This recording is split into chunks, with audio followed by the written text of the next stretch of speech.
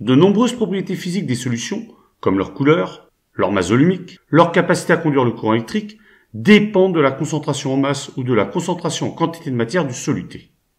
Dans cette vidéo, nous allons voir comment on peut déterminer la concentration d'une espèce chimique colorée en solution par des mesures d'absorbance. Pour cela, on va réaliser des solutions étalons en diluant la solution la plus concentrée. Les solutions étalons sont donc une série de solutions de concentration connues en une espèce chimique.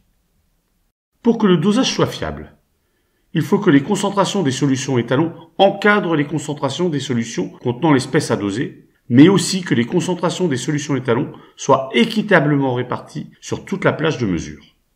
Pour la réalisation de ce dosage spectrophotométrique, l'espèce dosée ne doit pas réagir à la lumière et les cuves qui serviront à la mesure de l'absorbance devront toutes avoir la même largeur.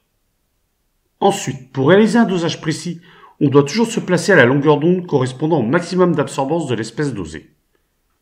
On constate que pour le permanganate de potassium, la longueur d'onde correspondant au maximum d'absorbance est lambda max égale 525 nanomètres.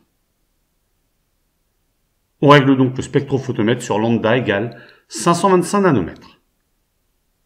Avec ces solutions étalons, solutions dont la concentration est connue, on peut réaliser la courbe d'étalonnage A égale F de C, où A est l'absorbance de la solution et C la concentration en soluté de cette solution.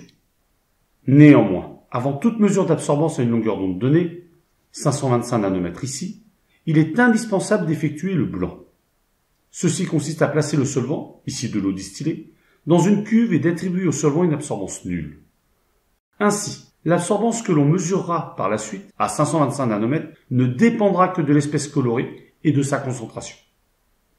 Dans le cadre de cette expérience, on mesure alors l'absorbance, notée A, des différentes solutions étalons et on note dans un tableau les valeurs de l'absorbance A en fonction de la concentration en soluté de la solution. Il faut également veiller à ce que l'absorbance de la solution la plus concentrée ne dépasse pas 2. À la fin des mesures de l'absorbance des solutions étalons, on obtient alors le tableau suivant. Puis, on reporte sur un graphique l'absorbance A en fonction de la concentration en soluté de la solution. On obtient ainsi un ensemble de points. Ensuite, on trace la courbe d'étalonnage.